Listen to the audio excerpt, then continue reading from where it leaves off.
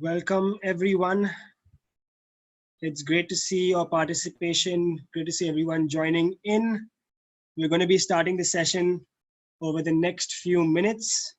We're just going to wait for a few more attendees and people to join in. We've just touched the 200 number. Just as we do in our last episode as well, we're having a series of 8 webinars. And it is not necessary for you to have attended the last webinar to understand what's happening right now. So I'm going to start by just releasing a poll. This poll is just an introductory poll for both Pradeepta and us to understand further your profile and how do we navigate the session. So I think right about now you should see a poll flashing across your screen.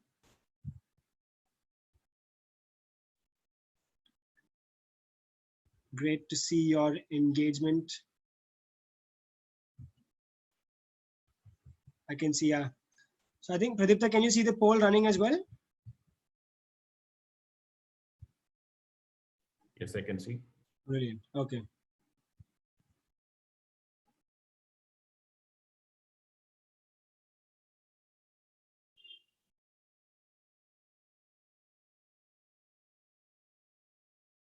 So we'll be starting over the next couple of minutes. It's great to see everyone here. Good evening to everyone. The chat is going to be monitored and you can keep posting your comments in the chat. However, if you have any questions, please do post them in the Q&A tab so that Pradeepta and I can take them up. In the first 40 minutes or so, we'll be, Pradeepta going through this particular topic and how we implement data science. And the last 15 minutes will be a Q&A with Pradeepta and Yamini, who's a program manager at Upgrad. And thereafter, we will also have a career group counseling session from 8 o'clock to 8:30 for those who want to have further questions about their career so that you can ask your questions there.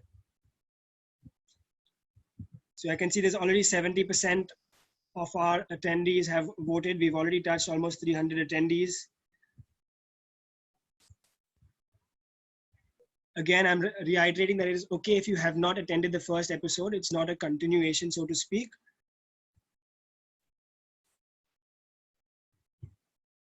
And please do not spam the chat during the session. If you do, we will have to remove you from the session. So please do make sure that you're not writing a lot, but very relevant to what the topic is.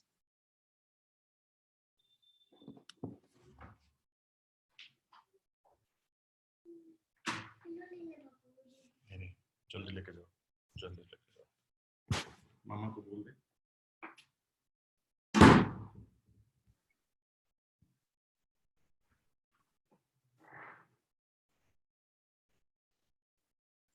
Great. So Pradeepta, I think if you are ready, we will start in the next minute. Is that fine?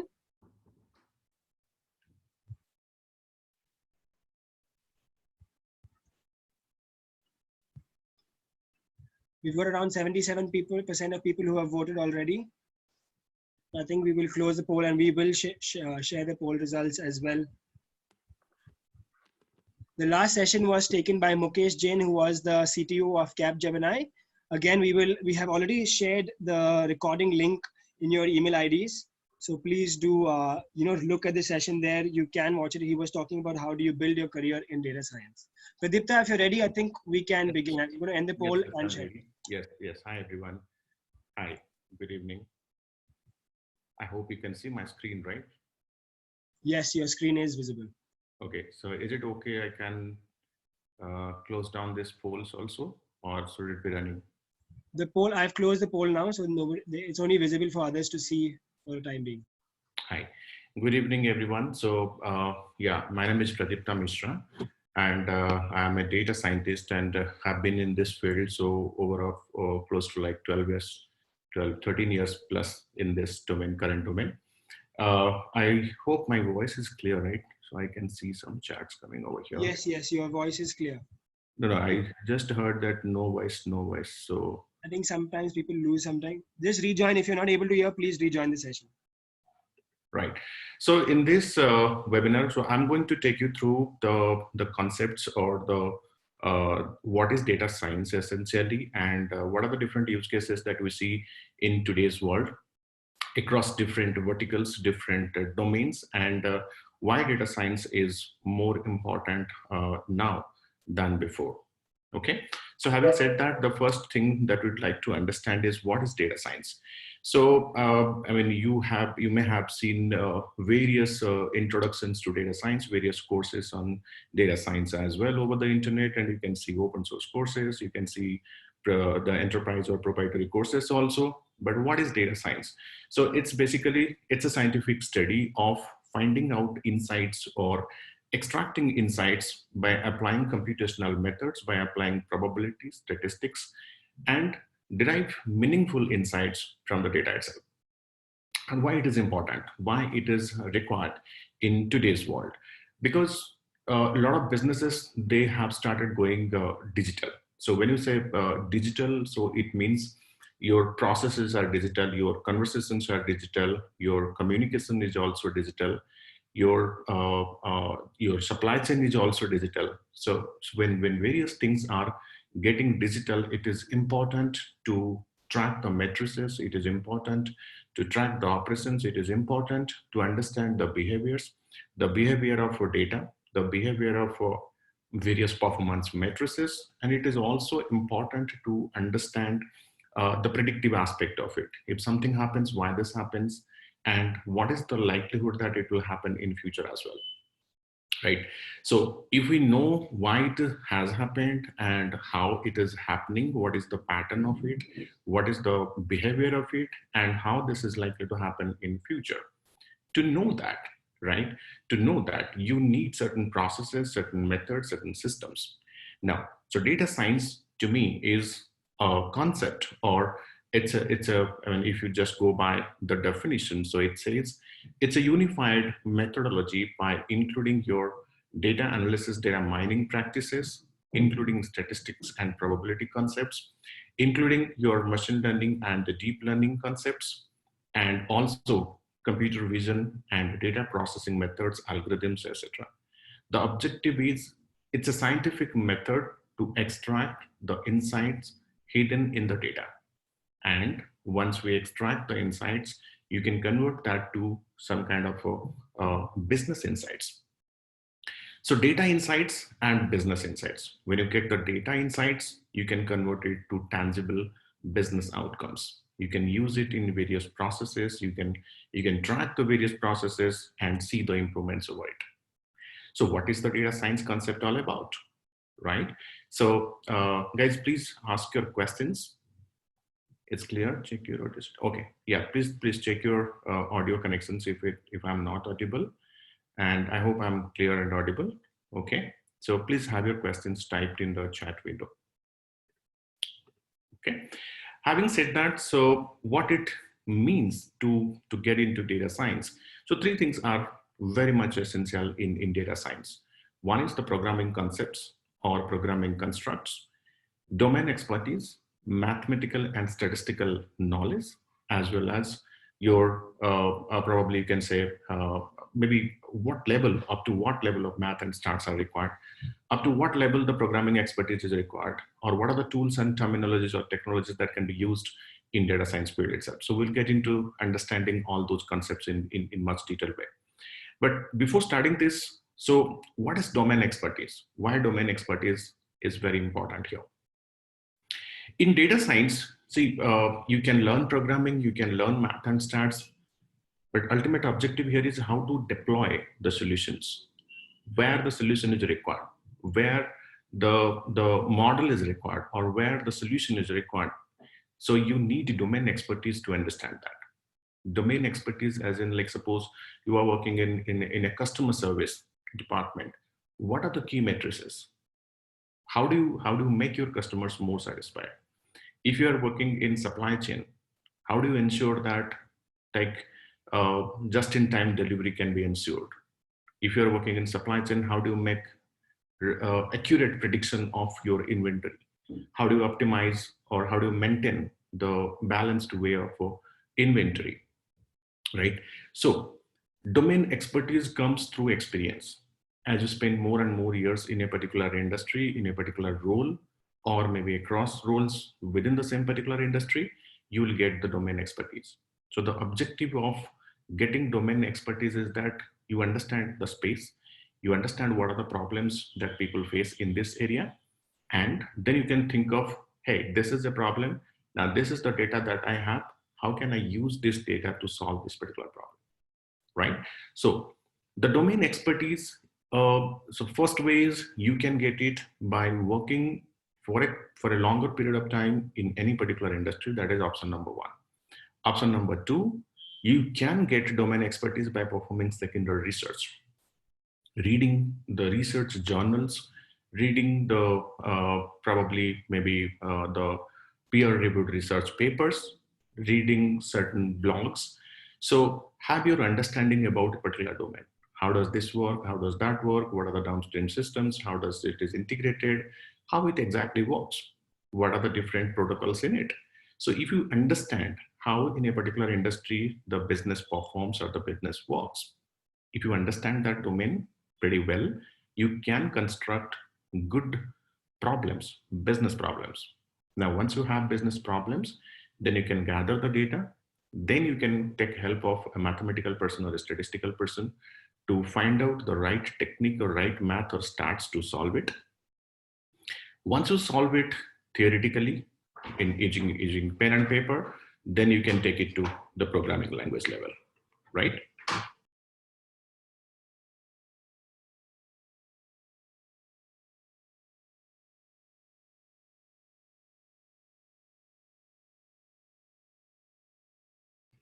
Okay, so once you have the business is solved in simple pen and paper, and then you know exactly how it is going to work, then you can take help of a programmer or a programming language help to solve it, right? So the programming objective of a programming is that to make it more automatic and write it in a decent way so that the code can be integrated with the other downstream systems, or you can integrate that in various other applications as well. So overall, the domain expertise or the person having domain expertise is going to be the driver in this data science journey, because you have to identify the use cases. So the use cases, the domain expertise is, or the person having domain expertise is going to define the use cases. Now, once you define the use cases, then you can identify the math or stat right skill sets, or math and stat languages or tools and programs, then you can program it.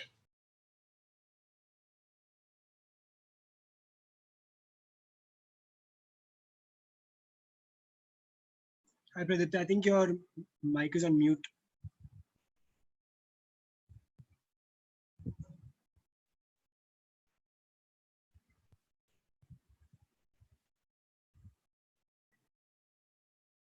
Hello? Yeah, you're on mute, Pradeepta. Yeah, so sorry, am I audible now?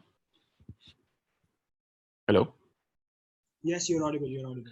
Okay, so this is how the three different fields or interdependent domains, they come together to create a new concept called a data science. And in this data science, so we take help of programmers, we take help of math and stats person, and the domain expertise is something, the person having domain expertise is the key to drive the entire data science space. Okay, having said that, so the related fields with data science is basically AI and ML. AI is basically the artificial intelligence. Machine learning is another set of, you can say, algorithms or a set of practice. So I'll explain what is machine learning, what is artificial intelligence, and what is deep learning, and what is the role of AI, ML, and deep learning in the field of data science. So as I said, data science is about solving business problems by applying math and stats with the help of a domain expertise. And once you program it, then you can integrate it with the downstream systems, right? The similar way, artificial intelligence is basically knowing the behavior of data, knowing the behavior of a certain outcome, knowing the behavior of maybe customers, maybe the processes, the systems, etc. So once you know the behavior, and here the only way to get to know the behavior is through intelligence. Now intelligence you cannot get directly by asking questions to the person. You can get those intelligence by applying certain algorithms. That's why it is artificial intelligence. So it is not direct intelligence. So direct intelligence is about, you want to know something, you ask question, you get the first-hand information. That is the direct intelligence.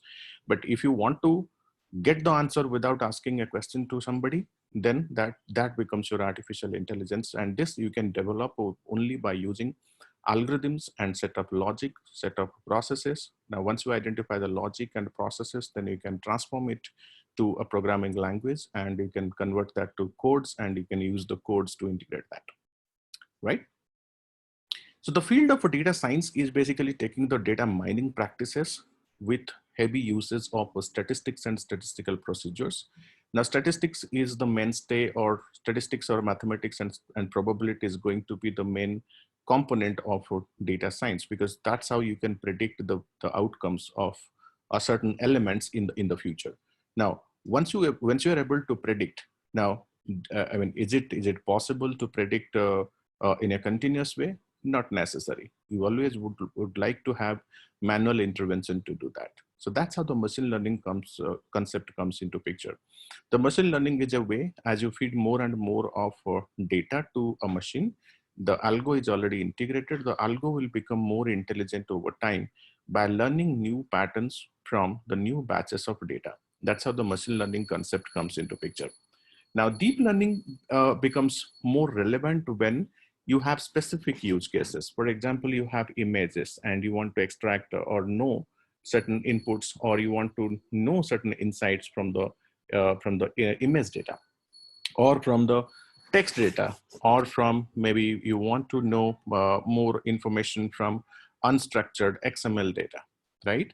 So deep learning is a practice when the machine learning models cannot handle huge volumes of data or complexity in the data, then you should get into the deep learning field. So once you have more or large number of features, if you have 2000 features or 3000 features to be used in the model to predict the outcome, which is not possible using a machine learning model. That's how you would need a deep learning system or a deep learning model to be in place, because deep learning models will scale up really well when you provide more and more amounts of data.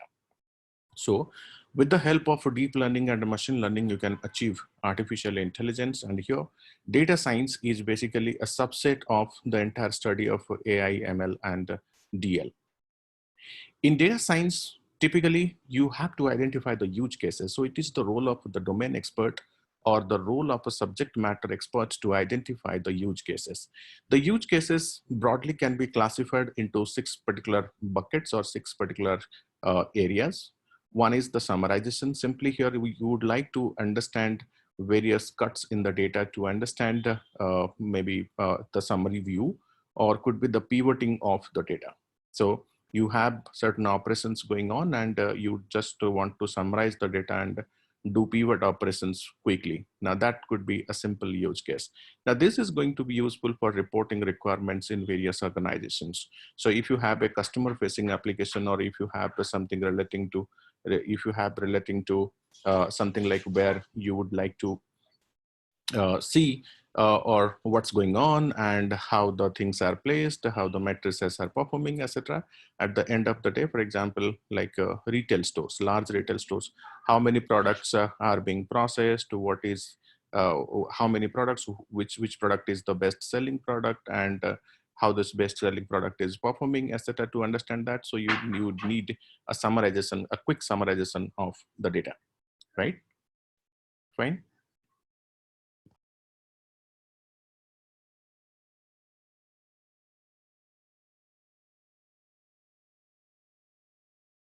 Hi, Pradeepta, you've gone on mute again.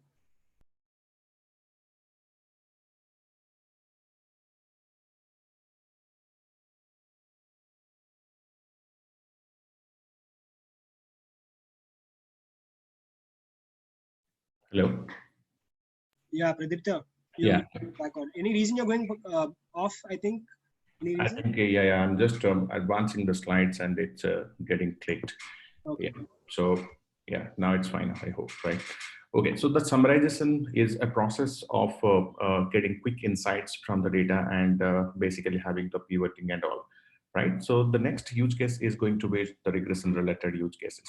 Now the domain expert would not be able to identify, hey, this is a regression use case or this is a classification use case, right?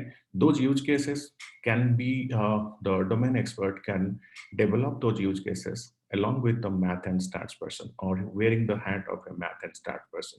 For example, let's talk about like time to reach the destination using Google Maps or any other map, right? So it's a function, so how much time it will take to reach from point A to point B, right? Now that can be simply calculated by using your time and distance formula, right? And here it's a predictive use case.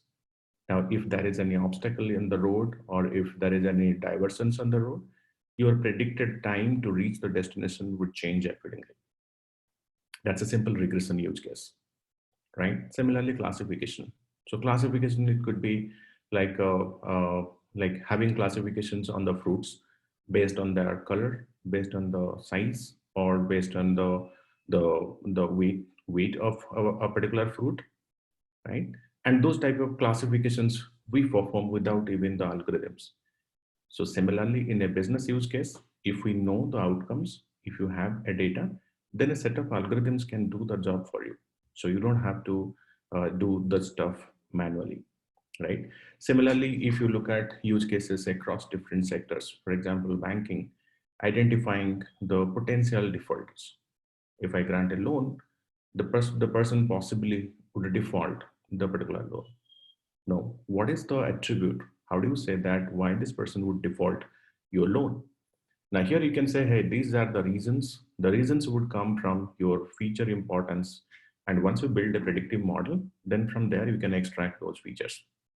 So the business or the domain expert can tell you this is to predict how many number of days, suppose this particular product would go, or how many different classes you will segregate this particular product, or how many different set of customers you are going to group them. So it's a part of your segmentation. So objective of a summarization is for reporting, regression is for predicting, classification is to identify which particular class the observation or the record would go. Clustering is a way of segmenting the data and which particular group it belongs to. Association rule is about finding out what goes together with which other product, right? So this can be which medicine goes with which other medicine. It could be what product goes with other product, what particular service goes with the other particular service. Association means how the consumption is happening, like consumption is happening as a bucket or consumption is happening at an individual product. Anomaly detection, so this is about identifying like something which is significantly different from the regular patterns that you see in the data, right? So the next topic is about what are the tools or technologies that are available to be used, and any aspiring data scientist, what are the tools the person should be able to understand, what are the tools the person should be able to know, right? So you can see there are various tools existing today. Now, if you ask me, as a data scientist, when I started my career, so most of the tools were not available. So I started my data science career using simple Python and R without RStudio, Python without Jupyter notebooks. So those were the days where so things were pretty difficult to access, and only software was available as SaaS at that moment. Now, over the years, there are many software platforms and many tools that are available. So what tool is best for data scientists or data science, building data science solutions, etc., right? So the two prominent tools are R and Python, and obviously SAS is also there. Now, these three important tools, when it comes to enterprise-based solutions, so it's better to go for SaaS. If you are developing certain individual components, not at an enterprise level, then it is best to use the open source tools. So Python and R both are good for developing data science applications using the open source stack. Now, when it comes to Python, it's easy to convert it to RESTful APIs, which you can integrate into your various applications. However, when it comes to performing various statistical analysis, like statistical modeling or various statistical frameworks, then R is the best tool to perform that. If you look at total number of libraries available in R, as on today, it's almost like 20,000 plus libraries which are available in R. So which provides various options to you to include like niche statistical models you can create. However, when it comes to Python, if you know the logic, you can build your own model. So once you build your own model, you can go for deployment, etc. Right? So those two tools are very much essential, or it's needed. So basically, every data scientist should get expertise in those two tools. However, when it comes to like open, like enterprise best applications, you can go for SaaS. SaaS would have different product suites, so which means like a SaaS e-miner, you have SaaS text miner, etc. So on. So SaaS would have its own server, so you can handle huge amounts of data, and you can run the SaaS programs over there to integrate and create predictive models. However, when it comes to R and Python, these are in-memory computational tools which do not have their own databases. So, like it is limited to the memory capacity of your computer where you are performing the programming. When it comes to making the programming or the modeling exercise as a scalable aspect, or maybe making it a scalable solution, you should go for either Apache Spark or you could go for TSQL. TSQL stands for the Transact SQL. So in TSQL, so you can directly run the programs of R and Python within the SQL database itself to integrate, and you don't have to take the data out from the database. You can bring in the programming languages, that is R and Python, to run it within the database itself. However, when it comes to Apache Spark, you can directly run like in-memory distributed computations on large-scale clusters of data on cloud. So if your data is distributed on the cloud machine across different machines, you can use Python plus Spark, or you can use R plus Spark. If you're using a pipeline of a Spark R, you can write the programs or the models on using R language. However, in the backend, it should talk to Spark plus Scala, and it should be integrated, and the model should be deployed on a large scale cluster. Similarly, Python plus Spark also, there is another routine which we can use. Okay. Now, when it comes to high level use cases, so all the domain experts should be, or the person having domain expertise should be able to segregate it into different kinds of use cases. Those use cases are basically either descriptive analysis, diagnostic analysis, predictive, or prescriptive. When it comes to descriptive, it's about what is existing or what is happening right now. Diagnostic, to find out the root causes, or region finding, what is happening or why it is happening. Predictive, if we know the reason, now can we model it? If we know the reason that this is the outcome and these are the regions, can we model it using some predictive techniques? So what is the likelihood of happening this again? What is the objective of predicting this in future? Can we predict it a better way? Prescriptive analytics is about to finding out the regions. If we know the regions and if we are able to successfully predict that it is likely to happen in future as well, so what action to take? What actions or what are the recommendations? How do you build the strategies to make sure that if this is happening and this is bad, how do we restrict it? If this is happening and this is good, how do we promote it, right? So that's about identifying the high level use cases. Now the next is about the solution approach, the data science solution approach. So Ajay, I'll just go back and reiterate the first or the second slide, in fact, like what are the different roles within the data science. So domain expert, a math and stats person, and basically a programming expert. So you need three hats: a domain expertise, a math and stats capability, and the capability to program it. Okay. And in the interim, obviously, there are different roles within different organizations based on the use cases, based on the projects, based on the problems that they're trying to solve. So the most important task here is to identify the modeling requirement. Do you need any model? Do you have any model in mind? So domain experts should be able to tell us whether a modeling scenario, it can be fitted to a business problem, or it can be a simple any kind of a logic would also work. If a modeling scenario is useful and it can be fitted to the scenario, then you should pursue. If it is not, so what is the alternative method? How do you program it, or how do you model it? So once you consider the alternate methods, it is working, or you have taken a decision, okay, this modeling approach is going to work, then you can identify from the list of modeling techniques or methods, what is the best modeling technique, or what is the best modeling method that is going to be useful in this scenario. Now, once you identify the modeling method, then you can interpret the model results. If my model says your predicted outcome is going to be so and so, then how do I interpret it? Is it good? Is it bad? If it's good, then why? If it is bad, then why? Now, once you get the interpretations, model interpretations, then you can get into understanding the benchmarking of the results. So what is the industry standard? Like, how do we benchmark this? Whether it is good if I'm exceeding like the industry benchmark, or if I'm behind the industry benchmark. So what is the industry benchmark, right? So these are the typical approaches that are followed in data science field. Okay. Now, when it comes to understanding the use cases, right? So first important thing to understand the use cases is what is the behavior you are modeling, right? That's the first question you need to ask. Who are going to be the beneficiaries of this particular solution? Who are the target audiences? What are the technologies and tools people can use, right? And how do we integrate it? What are the end results? How reliable my result is, right? So those use case identifications should be left to the person having domain expertise, right?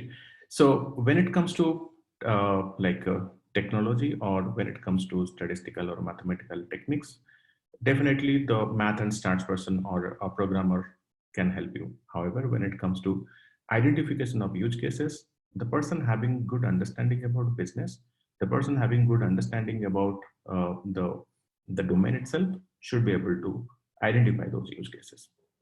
Okay, so as a to summarize the first slide, again I'll go back to the first slide itself, right?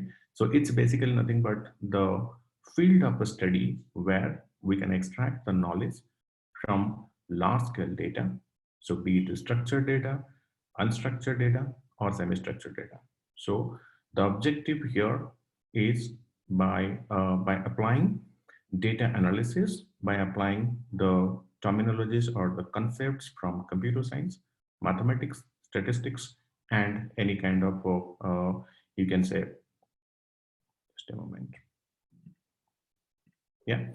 So yeah, it's about a collection of tools, techniques, methods from different three different areas. That's how you'll call it as data science. Now, obviously, it has relations with various other aspects or various other domains as well. Now, if someone has domain expertise and has a math and stats expertise also, he can get into the secondary research or ML research or data science research, right? Somebody having a good programming skill set and having math and stats skill set, the person can get into something like a machine learning area or a deep learning area to identify or develop the new use cases, to create new use cases, to create new deep learning frameworks, maybe deep learning tools and new programs, etc. Okay, so so just to conclude, the use cases are very much essential, and those use cases are basically like identified by the domain expert himself or herself. So let's take so these use cases are pertaining to various outcomes. Suppose let's take about purchase analytics. Objective of purchase analytics is about decisioning whether to purchase this or to purchase that. If we purchase this, then what happens? If we purchase this, then what happens? What are the options? Option 1, 2%, 3%. So what would be the allocation of different purchase channels? Similarly, warehouse analytics, sales analytics, margin analytics, revenue analytics, like this. So different solutioning that you can look at. So similarly, like logistics management, supply chain management. So this is pertaining to some, you can say, supply chain. Similarly, you can develop a bunch of use cases relating to maybe healthcare, maybe retail, maybe any other domain as well, right? So what is the end goal of data science? So just to summarize, obviously, to bring more intelligence into the decision making process, to bring more intelligence into the decision making process. As we know, the big data, or the huge amounts of data, or the volumes of data that we can see across different sectors and different industries. So there, I mean, the data is piling up every day. The tools and the techniques that we see is also evolving. Python, in last 10 years, Python has become a main programming language. In the recent last 5 years, you can see programming platforms or programming frameworks like Jupyter Notebook, PyTorch, and TensorFlow. So TensorFlow is a major framework developed by Google. This is just to create machine learning models or deep learning models to predict the outcomes. Similarly, PyTorch is developed by Facebook recently, and this is also for developing the machine learning models or deep learning models, etc. Right? And also, if we look at other platforms like Tableau in last 10 years, it has reached a different level in terms of data visualization. So how cool visualizations you can create. Similarly, when you look at other frameworks like Python and R, definitely you have seen various libraries evolved over time, like NumPy, Pandas. So various other libraries built on top of basic Python to simplify the role of a data scientist, the role of a predictive analytics modeler, or the role of a programmer, right? So various tools and methodologies evolved over time. Similarly, if you look at the use case or the emerging roles in the industry, also, it's not about like one person data scientist. You can see various other applications or various other roles as well. Like similarly, you can see machine learning scientist. So, who is a machine learning scientist? A person who is creating new research methods or new methods to perform data analysis, new algorithms, who creates new inventions around algorithms, combining the outcomes of multiple algorithms and writing a new equation and putting that equation into a Python framework to convert it to a library. That library can be integrated with or used by various data science folks, right? Similarly, the role of like a data consultant, data architect, ML architect, AI architect. So you can see various roles evolving over time depending on the need of the organization as well as depending on the use cases that the person is solving, right? So, so just to conclude, what is important here is in the journey of data science, the most important part is identification of the right use case. If you know the problem area, if you know the right use case, then you can easily find out any statistical hypothesis or any mathematical model that can be fitted to this particular industry problem. Then once you solve it using pen and paper, then you can program it and you can further take it to deployment in any other applications, right? So that's pretty much about the introduction to data science and what are the tools and technologies that are required to be a data scientist and what are the various common use cases, right? So those use cases, I mean, it involves structured data. Sometimes it is unstructured data. For example, here, let's take a sales analytics. So you have like various decisions has to be made using the sales pipelines. Similarly, margin analytics, revenue analytics. So those data sources, it is not only the structured data, you'll have the text, unstructured data, as well as image data. So you should be able to process all kinds of data and using your various algorithms like ML algorithms or DL algorithms, you should be able to interpret the results. Okay, so that's pretty much from my side. If you have any questions, please you can ask me. Great. Yeah. Thanks so much for that, Pradeepta. I think there are already like 60 plus questions coming in. We're going to get into the Q&A now. And I already see lots of questions. If you have any questions which are relevant, please do add them in the Q&A tab. I will be moderating and asking Pradeepta to work through those questions. Don't mention them in the chat. Also, just for people who are asking, the recording link will be sent to you tomorrow post the session. Thanks. So great. Pradeepta, I think very informative session, very helpful. See a lot of questions, from people who don't have prior experience in coding, specifically with this particular question. Like, they want to build their career in data science, but if they don't have prior coding knowledge, is it impossible to get into this domain and field? Not really, not really. So, okay, so let's get into the second slide. I'll go to the second slide.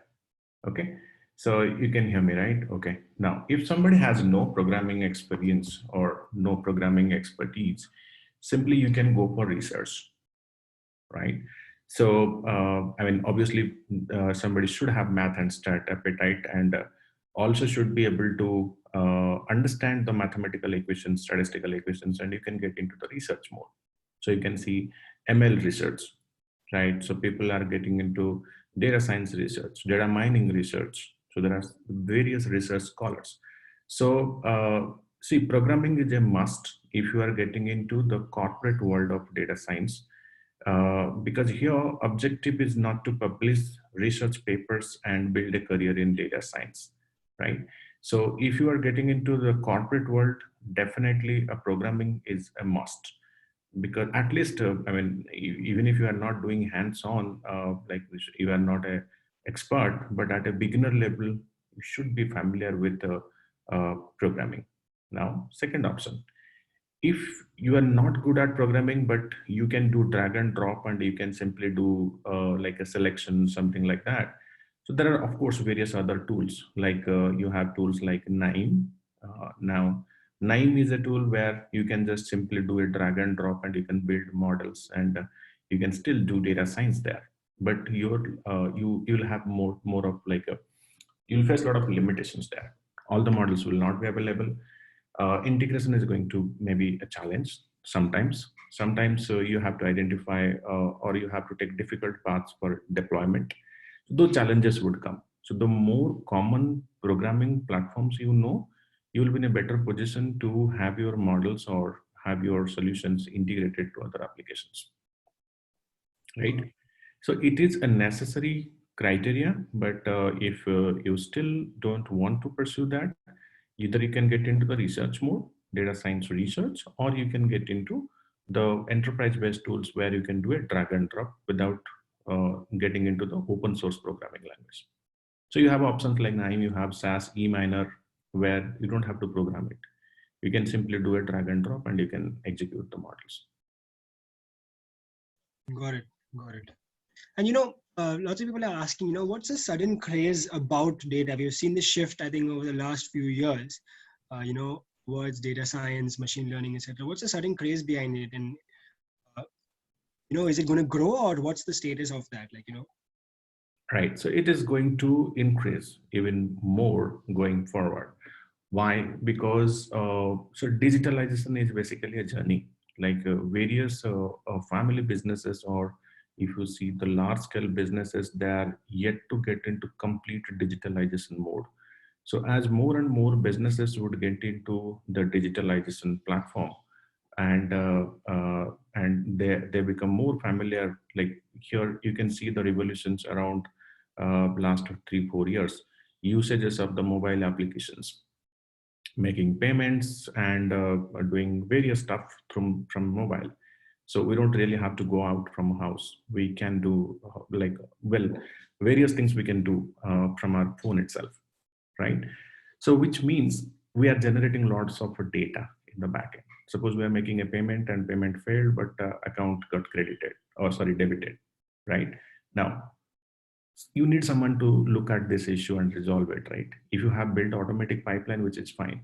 Even if you are building automatic pipeline, you are doing some analysis, right? So it's following certain logic. Your logic says that, hey, there is a genuine concern and it should go back. The transaction should have been honored, but because of maybe network issues could not get through, so you should revert back that amount to person's account, right? So that's how you will build automatic pipelines, right? But you would want someone to look at that data to analyze and revert it back. Same thing happens, like as more and more businesses would get digitalization mode, it will generate more and more data. Now, since more and more data is being generated, then you would want to analyze the patterns. You would want to analyze the behaviors. Then once you know the behaviors, you can make predictions, right? And you can increase the predictions and you can increase the sales as well. Yeah, that makes sense. Is it like necessary? What level of math and stats does somebody need to know to get into this field? Is it very Okay, so there is no direct answer to that question. It depends on the depth of understanding, current understanding you have, and the analysis that you would like to perform. Suppose here you are like something, you are doing a video analysis where you are comparing multiple frames in a video to understand the anomalous behavior in the video itself in various frames. So here you are going through various frames using a CNN convolutions platform and convolutions layer. And within the convolutions layer, you are identifying the deviations by using multiple filters. So here it is complex. This task is complex. Now here you have to understand what is the frame to frame variation. You could probably use a partial dependency, or you could use a partial derivative here to understand. Now here, total differentiation, partial differentiation are required. Now here, because it's a very complex use case. So when you are getting into more and more complex use cases, you need deeper mathematics or deeper statistics, right? But when you are getting into a basic descriptive analysis, what is the average sales or what is the average revenue, you don't need the detailed math behind it, right? Or math is pretty simple. It's not very complex at all. So it depends on use case. To start with, I think, high school math, or maybe 11th or 12th linear algebra, matrix calculus is good enough to get started. But as you proceed more and more into the complexity of the ML side of things, you would have to know more mathematics, or deeper mathematics is essential. Yeah, that's interesting. What about those who are, a bit more experienced? I see a few people who are, 10 plus years experience, be working in sales and marketing. Another learner called Aniket is asking, from sales and marketing background, wants to transition into data science. But will he be treated like a fresher? And how is he, how are more experienced people from other industries as well supposed to move into this, role? And what are the steps they should, how do they start? Right. So even I get also this kind of questions in my various talks at various universities as well. Right. So see, it's not, data science is not a separate domain or separate career in itself. Right. So data science is basically a practice which you are bringing to your domain itself. Now let's talk about sales and marketing. So as a salesperson, you are selling something, right? You are meeting people and you are doing a pitch, and ultimately you are making a conclusion whether the person would buy or not buy this product as a salesperson, right? So whether it is a solution, it is a product, but you are selling something, right? So as an experienced salesperson, when you first time meet someone or when you have first conversation, you would get to know whether the person is doing time pass or he is seriously interested in your product, right? That a fresher in sales field may not be able to identify. If a fresher is there, like he would definitely meet for like 10 clients a day, he will not be able to get a one conversion. But as an experienced folk, you can sort them out, and you know exactly who is interested, who is not. And you will only meet those experienced folks. So you will not meet the people who are casual or they are not interested in your product, because you will be in a better shape to identify that, right? So since you have more experience, like 10 plus years of experience into this, you would know what attributes, what qualities help you in identifying the person is serious or he's casual about your product, right? If you put your intelligence into building a model, and you can give it to your junior folks to use the same model to identify the attributes, feed the data to a particular Excel sheet even, to make a prediction, to know like what percentage chance is that the person is interested, or what percentage chance is that the person is casual, right? So your freshers can still be able to meet serious people who are serious about the product. People who are casual, they would be able to sort them out, right? So objective here is whichever domain you are, whichever industry you are, you know the things that work in that industry if you have good amount of experience. So if you convert that knowledge to a predictive model, it can help the newcomers or the new folks who are in this industry. That will definitely help them in making a better decision. Okay. Yeah, yeah, that's informative. What about those now who are understanding or trying to figure out how do they start their career? I think those who are, be 4 or 5 years experience, they also will be thinking, hey, if I get into this and start, picking this up, upskilling myself and then transitioning, will I be treated as a fresher? What are the salaries going to be like for me? So can you shed some light on that? A, will people be treated as freshers? And two, what are the salary packages, one should be expecting if they, start their career? One for the mid uh, entry level to mid level professionals, and one for the senior professionals as well. See, for senior professionals, obviously people having 15 plus years of experience, they will not come back to programming once again, right? But they can learn the still the way the programming is being done in this industry itself to figure out how things work, how what things will not work. So if I do it this way, it will not work. If I do it this way, it will work. They should be able to know this thing, even if they don't have to do it in the industry, but they should have the answers, right? So to know that, they have to do more practice and they have to do more experiments on themselves, right? So this is about your senior folks. People who are in the mid range, like 4 to 7 years of experience or 4 to 8 years of experience, definitely they have to align to one particular circle. They have to understand their core strength. I mean, are they good at programming? Are they good at math and stats? So which side they are? If they are good at math and stats, definitely you can get into the ML side of things. And if you don't like programming, then you get into the research. So math and stats, write more research papers, publish it in international journals, identify new methodologies, new techniques. So that's the because that is also a data science profession, right? Now, if you are towards the programming side of things, you know what or how to write a good program, then definitely you can get into the math side, like the machine learning side or deep learning side of things, right? And so far the salary is concerned, see, for right candidate, salary is no bar. Now, what it takes to be a right candidate, yes, you should be doing more experiments. So what does that mean? Experiment could be, there are various use cases. So what are use cases you can develop? For example, like let's take, how do we do news summarization? How to identify fake news, right? How to identify fake images, fake videos. This could be like one line of use cases.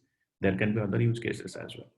So once you solve more and more use cases, so have it and put it as a batch and maybe display that in your GitHub profile, create a GitHub profile, build those kind of portfolios, go through UCL machine learning library or UCL machine learning online data sets, pull a data set, do this analysis end to end, and show the Jupyter notebook and outcomes in your GitHub profile.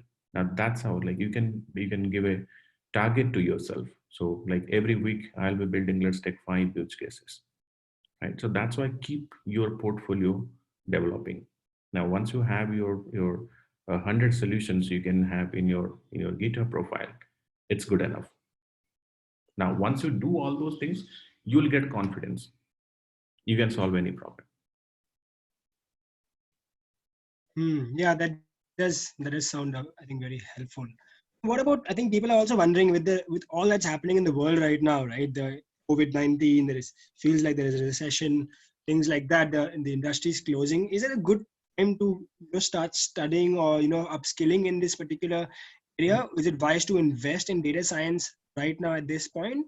This is asked by an anonymous attendee.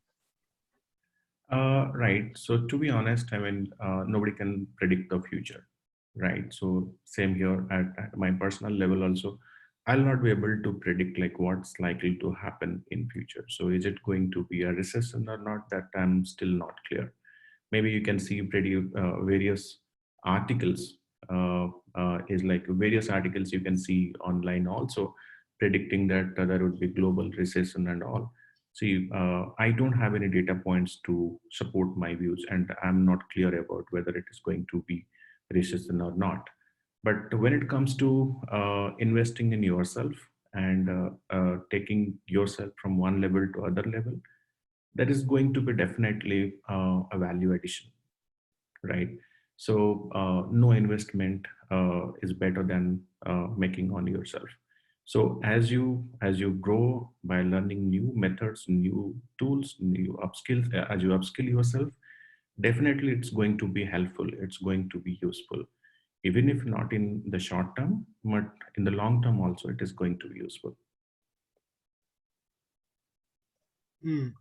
And for somebody who's just starting their career now, maybe like a 0 to 3 year experience, we had I think around 49% of those 0 to 2 year experience. For them at this point, it's tough to get into this field right now. So like you mentioned, like is this the right time, like during COVID-19 and what's happening right now, working from home? Is it a good time to invest in that upskilling right now for them specifically, for freshers, or should they wait it out and then look at entering into this field? Ideally, learning should not be conditional on the current scenario or what is the outcome I'm going to get. To me, learning should be looked at in such a certain way, like getting a new skill set added to your profile, like improving yourself. So if you look at, or if you aspire to be better than yesterday, and by adding new skill sets, by learning new stuff, maybe by learning few couple of research papers, understanding how things work, that is, I think, good enough. So it should not be conditional on a scenario or the outcome, right? Mm, So see, it takes like years to be a quality data scientist, right? So it's not like if you try here for 6 months or 1 year, you will become a data scientist. It takes time. Now, how soon you are starting the journey, that matters, right? So, I mean, even if you want to be a data scientist, and if you get also a job of a data scientist, right? So, getting a job is not difficult, but sustaining in that job is very, very difficult, because your job role is data scientist means people would expect you to do certain stuff. If you don't know that, it's very difficult for you, because nobody would even uh, uh, see, people are expecting that you are data scientist and you would be knowing this, right? So mm, you can't take help from others. You can't ask, hey, can you help me? People will ask, hey, you are a data scientist and you are asking for help. No, right? So to build a skill set, it takes time. Now the sooner you start, you can build your muscles by the time you reach a right opportunity step, right? mm, So it's not like you find an opportunity, then you build your career, or then you build your expertise. No. mm, So I mean, it always makes sense to build your expertise. mm. Yeah, that makes sense. Those who are sort of exploring, I think we had around 20% of those, sort of exploring this field. Do you have any feedback or, suggestions rather than feedback? Somebody who's exploring, why is it important? Is it important to, pick up data science, machine learning? Is this, can we, use or live without this skill in our careers right now? Or is it important that we sort of, have some idea of what's happening in this field? See, it's a basically a personal choice, right? So either you can improve yourself, do a better job, or you can be in the same job itself, right? So I'll just take one example of one student I mean, she's basically a PhD and working as a professor. Now she wanted to do data science, right? And what is the motivation? She just wanted to know more so that she can publish more research papers in international journals. If she knows more and more programming side of things, she can write more technical research papers, right? So the expertise that she developed, it did not help her in getting a better job or getting a better salary, but it helped her to become a different person, having published more technical research papers in international journals, right? So it's about, so when you look at your current role and the kind of work that you are doing, how can you improve your current role? How can I integrate the concepts of data science or ML or DL, etc., in my current role to improve my work or to reduce repetitiveness in my work, right? Yeah, yeah, that's helpful. And for those who are already, I think actually what you spoke a bit about Kaggle, and people are looking to build their careers into data science. They should look at Kaggle or solving use cases, etc. So is that very vital even for somebody who's looking to start their career to solve a lot of use cases, and what are different sources, resources they should be looking at and going to pick up this kind of skill? Right. See, I have a different perspective here when it comes to Kaggle. Hmm. Okay. Uh, See, Kaggle is it's a practice ground. I mean, I can also recommend to you to get into Kaggle just to do a more practice. You can look at others' kernels, others' codes and scripts and the snippets, and you can do the practice. Okay, but it is not a problem-solving platform. I mean, I'm sorry to say that, but since you have identified what is the target column, what are the features, X trend, Y trend, when you already identified, so your 80% of the problem is already solved. What you need is you need a technical strength to train it and model it and make predictions, which is the 20% of the task, right? Yeah. What is more complex is about solving a problem. How do you solve a problem? Right? So here, if I just ask a question like here, how many vehicles are there on the road in India today? Hmm. How do you answer this question? Logical approach, isn't it? Right? Nobody can answer this question, Yeah. right? But is there any approximation? Is there any closeness? Like, is there any logic that I can use to, even if not 100% accurate, can I be 70% accurate? Can I be 60% accurate? So what is the close proximity to the number? How many vehicles are there on the road at this moment, right? Yeah. Hmm. So question here is like, how do you frame a machine learning problem? How do you frame a machine learning problem? Now here, can AI help us to get an approximate number? Yes. How? We have real-time air quality index. We know that, right? Using computer vision, if I can know or if I have information about number of vehicles on the road and air quality, if I can associate the number of vehicles with the air quality level historically, and that can be verified by a CNN, using a CNN technique to approximate the prominent roads and take a buffer.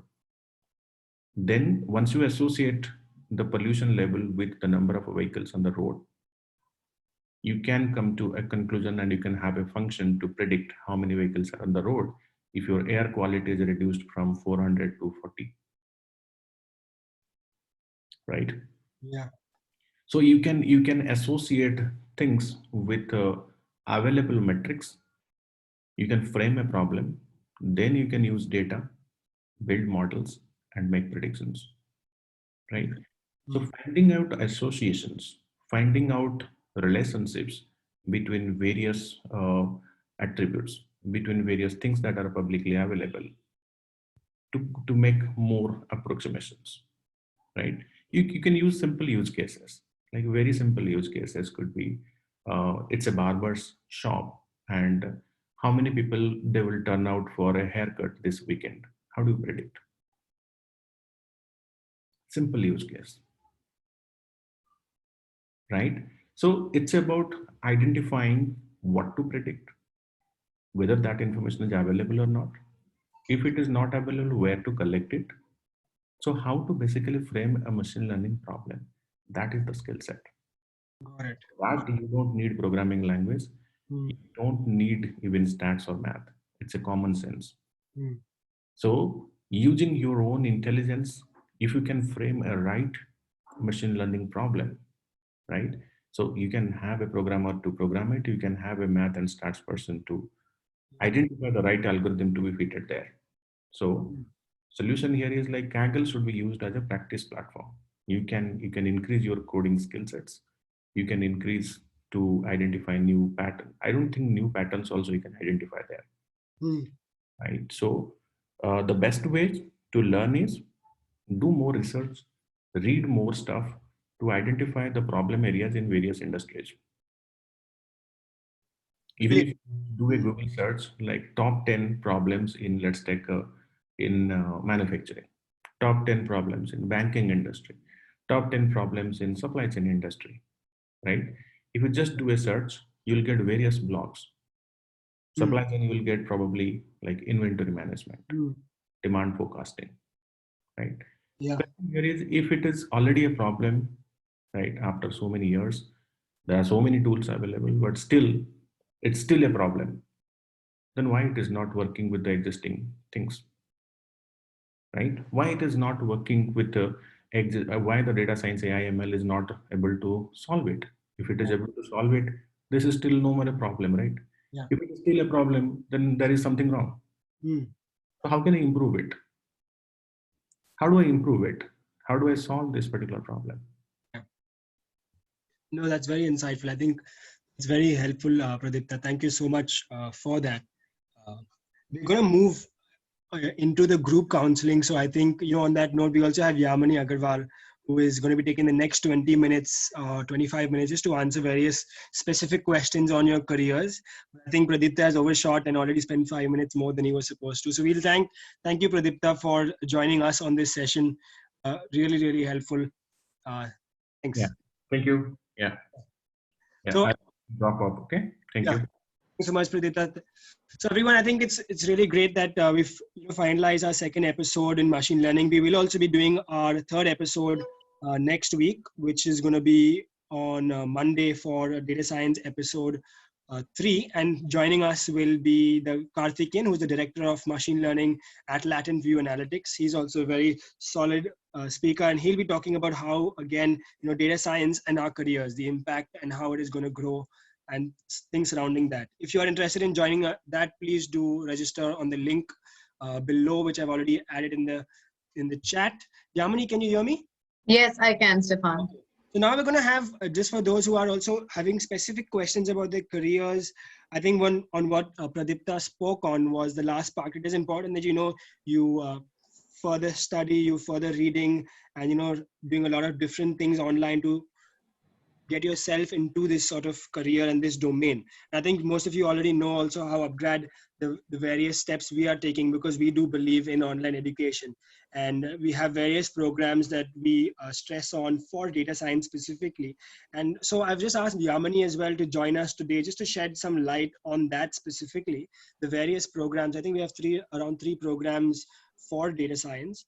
So Yamini is just going to, broadly talk about what Upgrad is doing, and very importantly, taking questions about your careers. I think there are many various questions on placements, how do you get placed, etc. I think Upgrad also has various things that we do with regards to that. So Yamini, if you'd like So, to just start off. yeah. So, Stefan, before guys I start talking, there is just one thing, when I was going through the session and also going through your questions, one question that I really come across is that I am very bad at coding. I have never done coding. Can I also expect a career in data science? Then, guys, the answer is yes, definitely. Because data science doesn't mean machine learning, or data science doesn't mean an AI architect. Data science doesn't mean a software developer. So nowhere in the curriculum it said that if you want to become a data scientist, you should know coding. That is not a prerequisite requirement, because what a data scientist does is very different as compared to what an architect does or what a developer does, right? And data science has different kinds of domains and different kinds of functionalities, right? So if you do a data science program in business analytics or business intelligence or data analytics, doesn't necessarily mean that you will do coding. All you need is a knowledge of Python. That is something which will be taught to you during the course of program.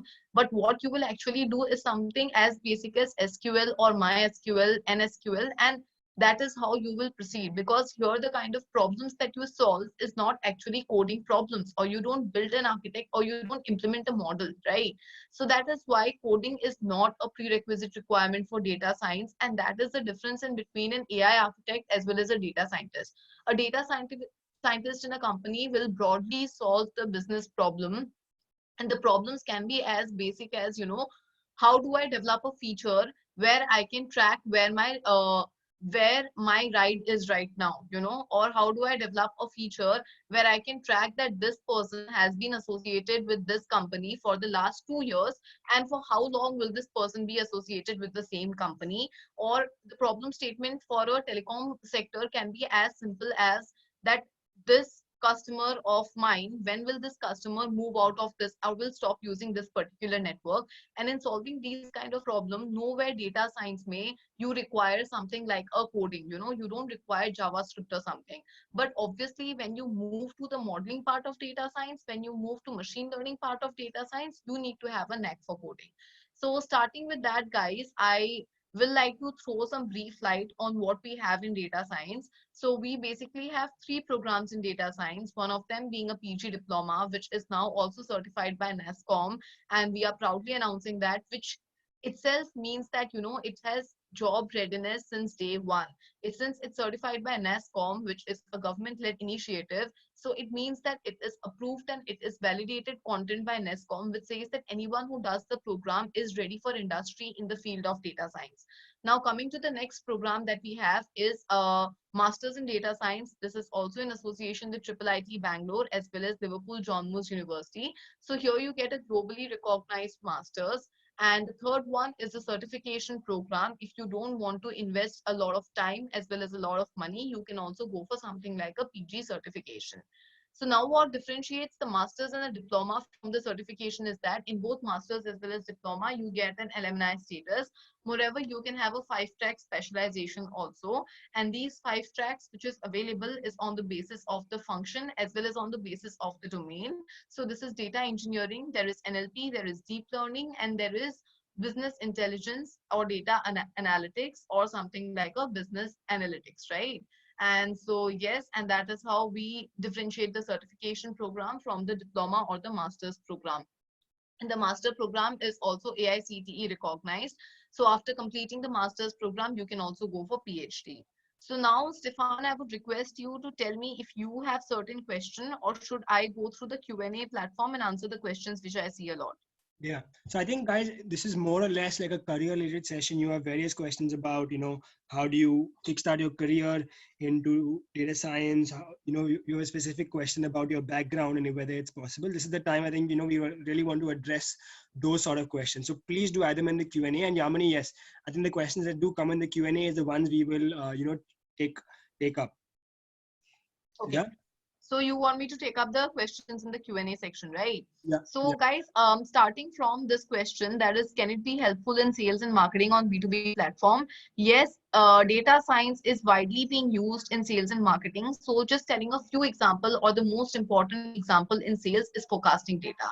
So telling that how much inventory should be stored in today's time, so that, we can have sales in next 4 days, and also how much sales will happen in next 4 days, and also how my company will perform today depending on previous year data, or what is the bump during festive season as compared to the non-festive season. These problems are solved by data scientists in sales. Also checking on what quality my lead is, and also giving pointers to the lead that, the percentage of conversion of this lead into a potential customer, and also identifying a customer life cycle, what is the span this customer will stick to my company, are different domains in sales where data science is used. And this is used across retail, e-commerce, and different customer services company. Now coming to marketing, a very important function of data science is on campaigns part. That is, which campaign is going to strike which kind of user of my particular product, right? So this is highly used in any of the e-commerce platform, because that, whatever searches you make today, that searches will lead to whatever appears on your platform tomorrow. So today, if I'm searching for a brand in Myntra or something like Amazon, tomorrow something which is related to that brand will appear. Something as simple as Google, when I start searching for something, next day I will have display ads which shows that, right? So data science is broadly used in sales and marketing, both on B2B as well as B2C platform. awesome. Then coming to the next question, that is, so guys, there is a lot of questions that, yes, Stefan? Question, I see continuously coming. What's the scope of data science in the manufacturing sector? And guys, just add your questions in the Q&A tab rather than the chat. It'll be easier for us, me and To Yamini. keep a track, yes. Yeah. Okay, so what is the, fine. Scope of data So, science in the manufacturing sector. manufacturing sector. So guys, in the manufacturing sector, you need to know that how much, like as I already mentioned about the inventory model. So when you are manufacturing something, you need to know that how much of raw materials you require and which raw material you require in which kind of quantity, right? So this is something which is also projected from the previous data. And also what is the proportion of this raw material as compared to other raw material, also data science is used there because the number of data points is increasing. Now something like making a cement or something, so what is the like what is the probability that using this cement is better than the other cement, or what is the hypothesis that I should formulate to see that if I use this particular component in this amount of proportion, then what is the probability that this will be more effective as compared to the other. So solving these kind of problem statements in manufacturing sector requires the use of data science, and it is broadly used. Now the other part, that is, so first part is the inventory, that is what amount of raw material should you store, and also something like, if I start my manufacturing today, how long will it take me to complete my production, and also how many people should I have in my workforce to complete this amount of production, how many people do I need, how many machines do I need, all these kind of problems in manufacturing sector is solved with the help of data science. Now coming across to another part, that is the cost budgeting as well as the profit budgeting, that is also done today with the help of data science. That is the entire cost model is formulated on the basis of data science today. That is, what is the kind of cost structures you need, what is the amount that you should spend to optimize, like how you can optimize your spends in order to get the maximum returns. Problems like those are highly being addressed with the help of data science today, and this is mainly because the number of years that the manufacturing sector has been there in our environment has also increased, and as a result of the increasing number of years, the increasing amount of data is available. Moreover, since the world is increasing, the kind of, you know something as simple as cement, there are different kind of cements, right? So which cement is used in which sector, and also what material you should use in which particular type of construction in manufacturing, and also something like a manufacturing of a product, for example, something like a food product, for example, something like Maggie. So right, so in order to predict that this kind of pandemic will happen, and the demand for Maggie will increase, so something like demand forecasting, sales forecasting, something is like where data science is used tremendously. So if I talk about manufacturing sector, the sector is very huge, and I don't know if I have done justice to the answer, but yes, something like demand forecasting, sales forecasting, raw material forecasting, inventory forecasting, and also cost as well as the financial modeling is done with the help of data science. So it's highly useful in the manufacturing sector. So, Stefan, I think I did justice in terms of answering this question. Yes. So there is another question called, how is the use of data science in banking, right? So guys, banking is my favorite sector where you can use data science, because I believe that in banking, data science can be used in various particular functions. Like for example, a data engineer is also working in a bank today, a business analyst is also working in a bank today, or something like a machine learning engineer is also working in a bank today. It's just that the roles are very different. For a machine learning engineer, you work in something like a credit scoring, you work in something like a financial market sector, you work in something like a fraud and risk sector. On the other hand, for a business analyst, you work as a product manager in bank. For a product manager, it's very important, to retrieve data by using SQL. So SQL is something that we teach you in our business intelligence as well as business analyst domain. Moreover, something like a campaign is very much effective in today's banking industry when everything is going digital. Making your products also require, guys, a huge amount of knowledge of data science, and also analyzing, visualizing data from hundreds of customers and putting logic that today if my customer is buying this product, what is the product that I can sell him tomorrow, and how can I train my entire sales force? What is the optimum amount of sales people I need in order to get maximum returns out of my portfolio is also something that data science is solving today. So data science has tremendous use in the banking sector, be it the fraud and risk, be it something like a product manager role, be it marketing in banking. So everywhere data science is being used, and that is why the scope of career of DS in banking is very large today. Then so there is another question regarding the healthcare sector. So guys, I will be taking the biotechnology, healthcare, everything questions together because we are running short of time here. So coming to the healthcare sector, data science is again highly used in the healthcare sector as well as in the biotech sector today.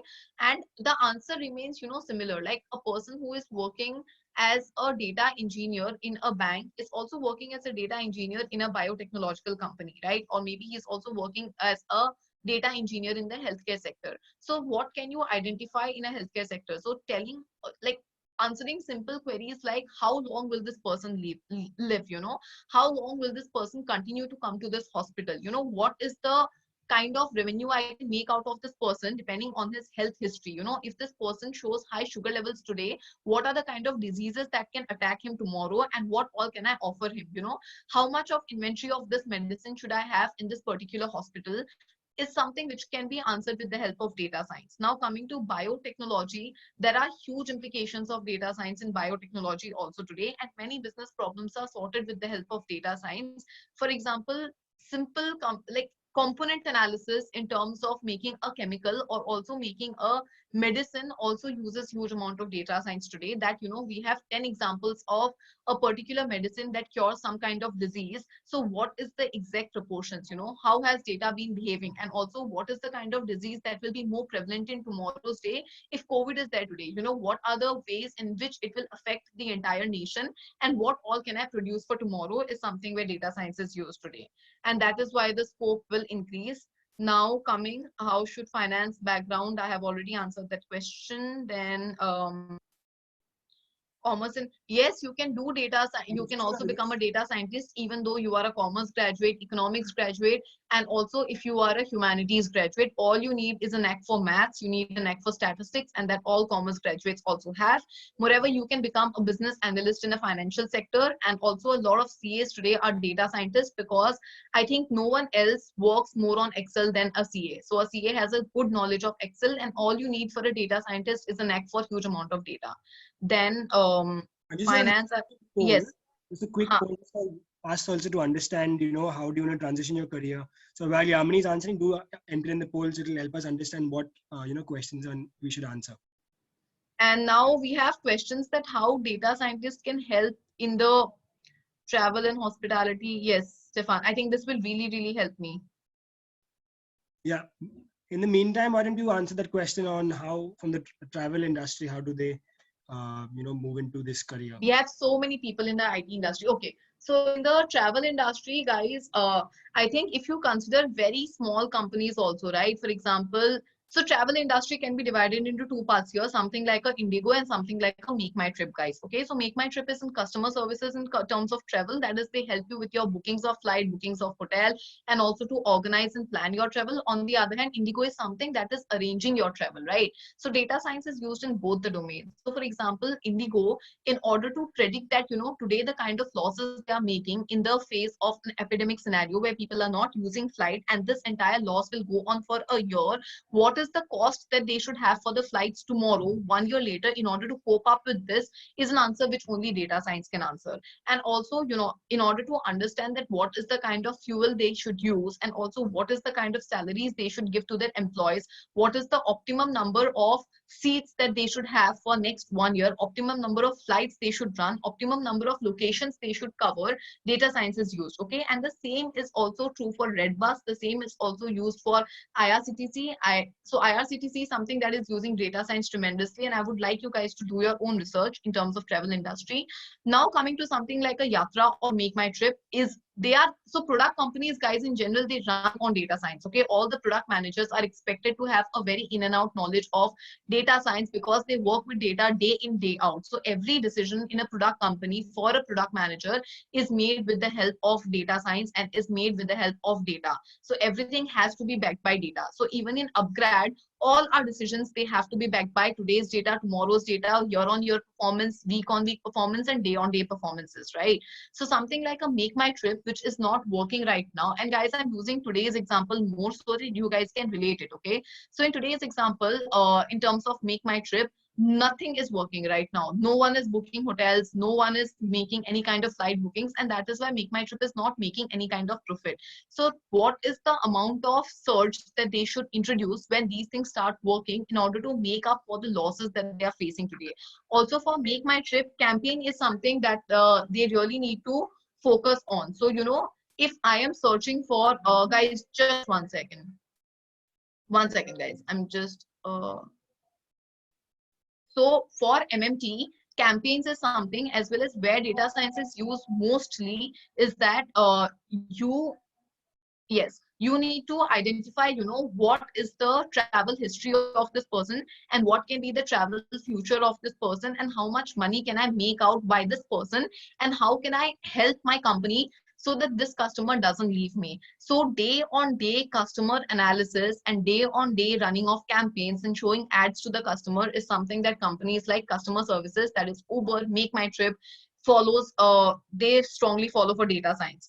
Now coming to students. So how can students I see like they're 23% of my audience, and that is why, Stefan, I'm taking up this. So how do students make their career in data science, right? So students, when you guys enter the industry, you guys will never enter as a data scientist, because a data scientist should minimum have an experience of 1.5 year in the industry so as to make business decisions. But you can definitely see your career as a business analyst or a data analyst. Now, where all business analysts? So business analysts can start from firms like consulting firms, and they can also move to any retail or e-tail firm also. So business analyst in general is a very huge domain, and today every company, and companies like a very small retail company also will have nothing but will have a business analyst, because you need to analyze what is happening with the business, what is the kind of products which are working for your business, and what products are not working, who are the customers who are working, what is the TG, what is the kind of marketing that is working for your business.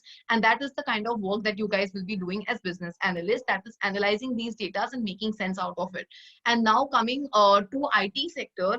IT sector is somewhere data science is used per se in order to solve the problems of your client. But if you want to transition yourself from IT sector, I think having a data science degree in data engineering or machine learning, that is NLP and deep learning, will definitely help you guys, because then you guys can move across and you can join some e-commerce firm, you can join some product companies like Adobe, you can join something like a Microsoft, where data science is used in tremendous levels. And even in your own company like Cognizant or TCS, or you guys, if you're coming from Capgemini, you guys can have projects which are focused on data science. So tomorrow, if you're solving a business problem for MasterCard, where you are asked to identify the fraud detection, or you want to make a model for fraud detection for MasterCard, or the credit scoring for MasterCard, or for a Citibank, then data science is something that will be used by you guys.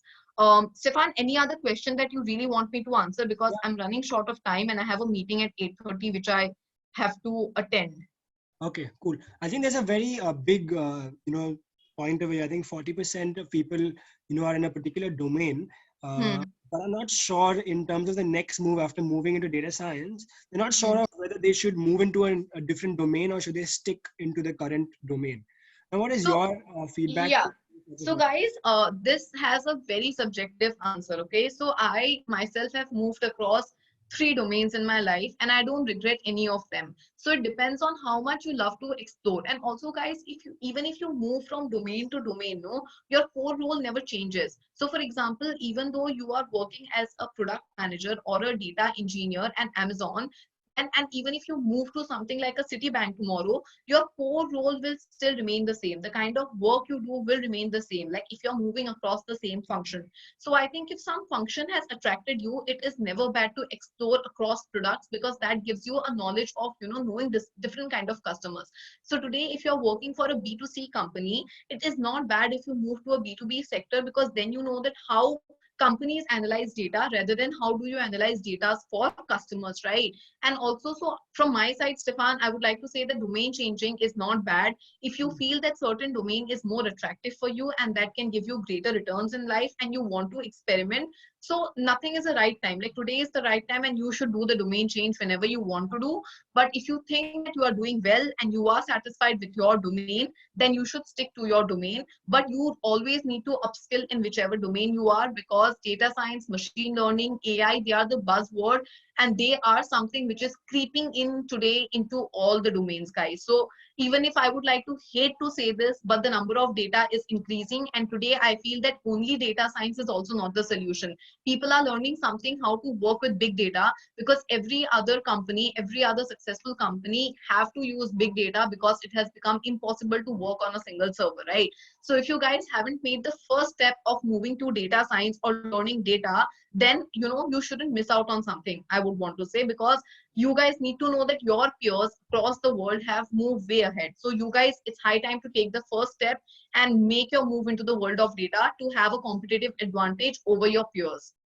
So yes, Stefan, I think I will have to drop off right now. Final But question before if you move on. Just if you could just shed some quick light on the, I think the 10K initiative is something that Upgrad is running right now. sure.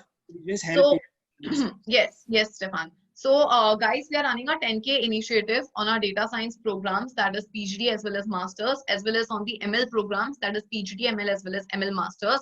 And what we do is that we allow you to take up the program, which is starting on 1st of June, by just paying 10,000 of block amount, which was earlier 25,000, because we understand that people right now, they are not sure about their career and they don't want to experiment with huge chunk of money. And what happens here is that you will start as a normal learner with us in the same batch, and after 15 days, that is on June 15th, we will ask you that if you want to go ahead with the program, if you want to pursue the degree, or you don't want to pursue the degree, after you have experienced the platform for the first 15 days, and only after that you will be asked the final questions. And if you don't want to go ahead with the program, we do not ask you any questions and you are allowed to leave the program. It's just that you get a certificate for the 15 days, whatever you have completed in the first 15 days. And what you complete in the first 15 days is something which is Python as well as EDA. So that those are the two things that you cover in the first 15 days, but no questions asked. You guys can move out after the first 15 days if you think that the program is not significant for you. But if you think that program is significant for you, then you can stick to the program and you can move ahead. Moreover, I think by 15th of June, a lot more cities will open up, a lot more people will have clarity in terms of what is the stand at your job. But one thing which I tell all my learners here is that once you return back to the industry right now, you need to have a competitive advantage over over your own peers, and you need to know something more as compared to others. Moreover, today what is happening is that e-commerce is the only sector which is working right now, and most of the retail is also making a move into the retail sector, right? So it shows us that how it is important for us to digitize everything and be connected via data. Something as simple as a toll today is working on digital platform, right? And also something as simple as news is only working on digital platform, and we do not have newspapers getting delivered to us. Nothing is working, but Big Basket is still working, Amazon grocery is still working. So that is how we know that the importance of data has increased, and I think it's a nice time to make a move.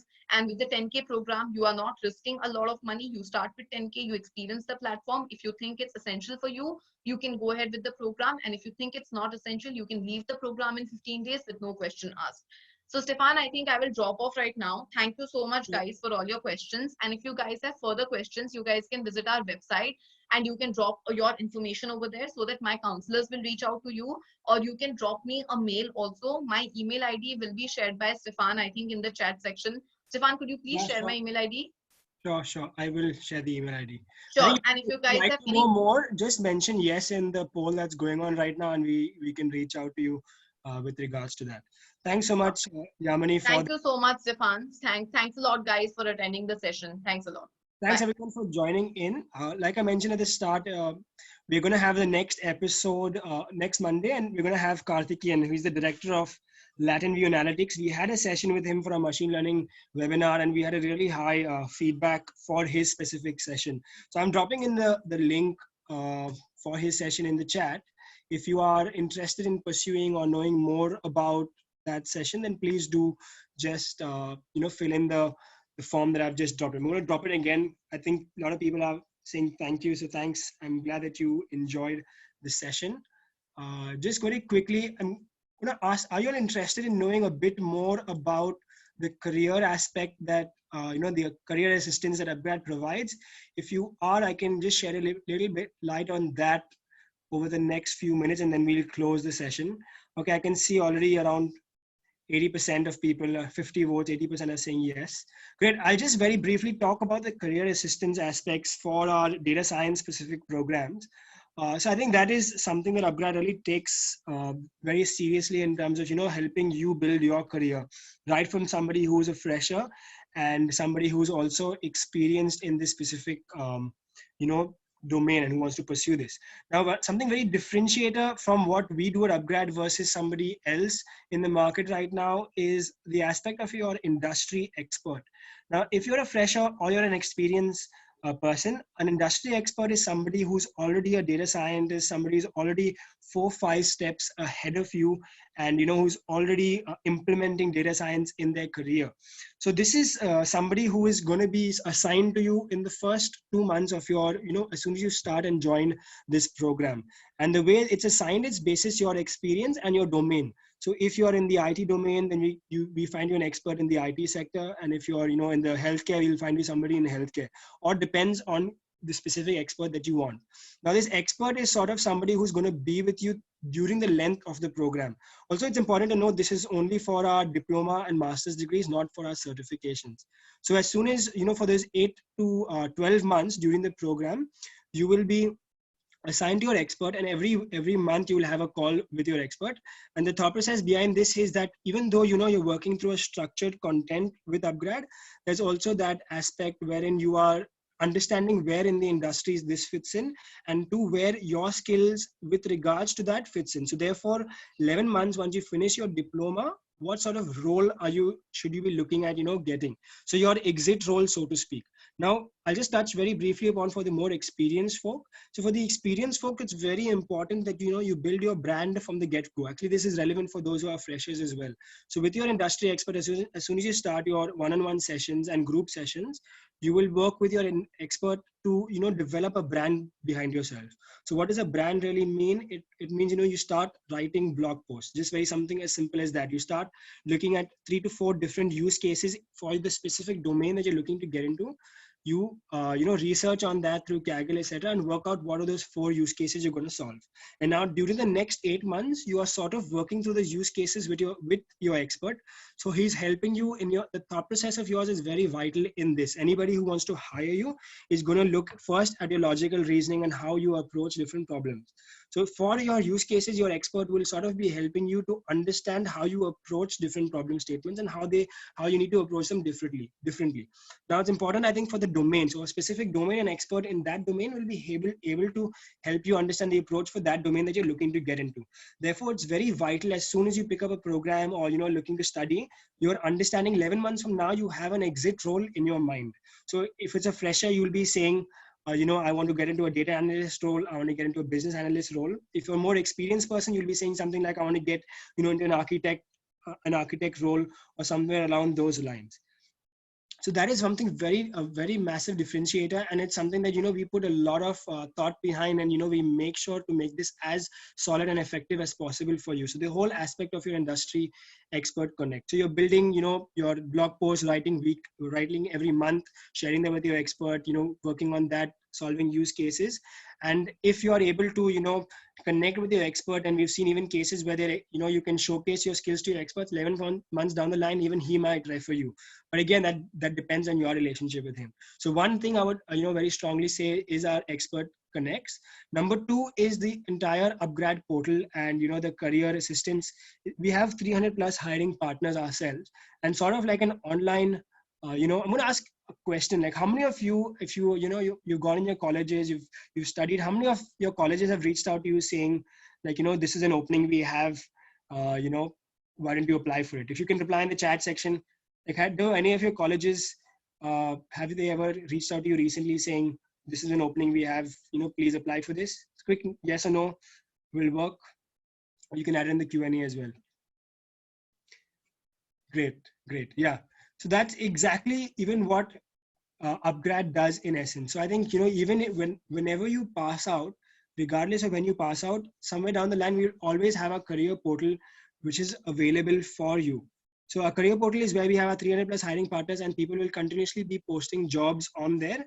And you are basically getting a direct connect into the industry. And every week we are seeing around 50 to 60 people transitioning through our through Upgrad. And our career portal itself is where various different companies, right from Flipkart to IT companies, are continuously coming in for that. So that's another aspect of our career assistance. And our third aspect is the career coaches. Now, a career coach is someone basically who is assigned to you 2 months before the program ends. So basically, 2 months before your program ends, you'll be assigned a career coach, and he's going to help you with your entire profile building in essence. And what does it mean by profile building? Your LinkedIn, your resume, etc. So when I told you at the start you've got your exit role in mind, a few people have various exit roles, in their minds, maybe a data analyst and a business analyst. Now the career coach will help you to understand how do you build your resume to address and apply for a specific role with a different resume. So every single resume will have different keywords in them. So very simple, even you can use this even now.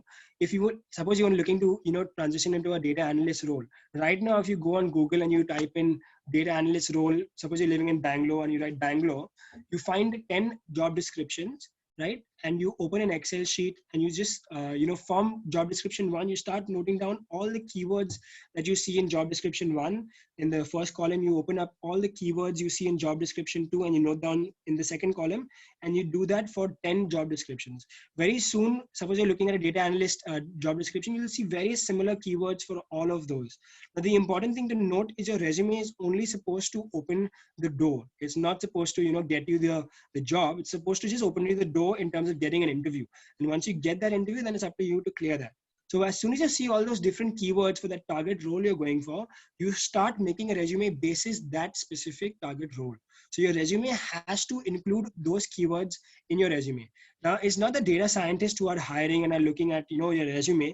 It's an HR professional who's pretty much going to follow what their technical recruiter says. A technical recruiter will tell them, I want these 3 skill sets to be there in the resume. They will say data analysis, data extraction, or something around those lines. A simple HR is just going to go hit Control F. We'll see search for NLP. If NLP is not there, straight away the resume is closed. It's not even looked at. So those sorts of things is something that our career coaches will be helping you to develop 2 months from before you start applying. So that's something that again Upgrad will ensure and work with you in terms of your profile building. So broadly, those are the various areas with regards to the career assistance. So continuous jobs on our career portal, you get onboarded straight away and you can start applying to those jobs. And as and when you start getting shortlisted, then you start giving interviews. And finally, for our interviews in specific, we have this thing called the just-in-time interview. And it's not limited to those who get interviews only through Upgrad. So even if you are you're going through the program 6 months in, you've closed an interview after applying, and now you need to interview for the organization 4 days from now. You can reach out to your student mentor, basically somebody who's assigned to you to help you through the program in Upgrad. You reach out and just say, hey, I want to get a mock session. And straight away you are allowed to have a just-in-time interview, a mock session with an industry expert a few days or even 1 day before your actual interview happens. So that's just something to help people to calm their nerves, understand how to approach and answer different queries. So that's another aspect that Upgrad does. So I hope that answers various questions of yours. But thanks so much for attending the session with us today. Broadly, those are the various things that we have at Upgrad. Like I mentioned as well, we will be continuing these series at the end next Monday from 7 to 8 p.m. And we have Karthikeyan, who is the director of Latin View Analytics, who will be taking us through that session. And it's going to be a very interesting session, as he'll be talking about asking whether data science is it a requirement, is it a fundamental skill required for the digital world that we're living in. So if you are interested, do sign in for it on the link given. The recording for this particular session will be sent to you. Please don't worry about that. It will be emailed to you tomorrow. The topic for next session is data science, a fundamental skill for the digital world. He comes with a plethora of experience behind him.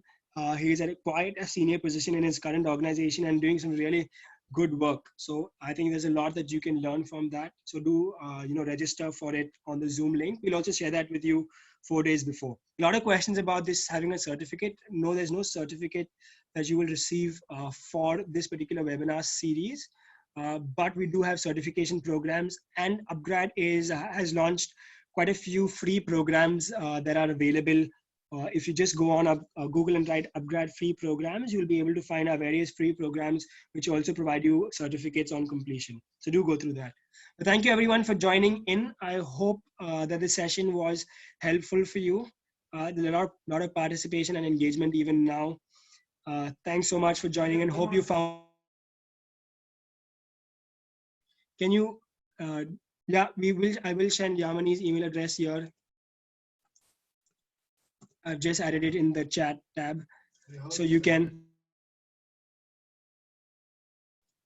Is there in the chat tab, and I hope you can just pick that up and email her regarding it. But thank you so much for joining in today. I hope you found the session helpful. If you did find it helpful, you can write back to us, write back to Yamini asking about the more details. Thanks everyone for engaging with us. Great to see you all. And I will see you next week, Monday, 7 to 8 p.m. with Karthikeyan, the Director of Latent View Analytics. Good night, everyone. Stay safe and don't venture out too much. Take care, everyone.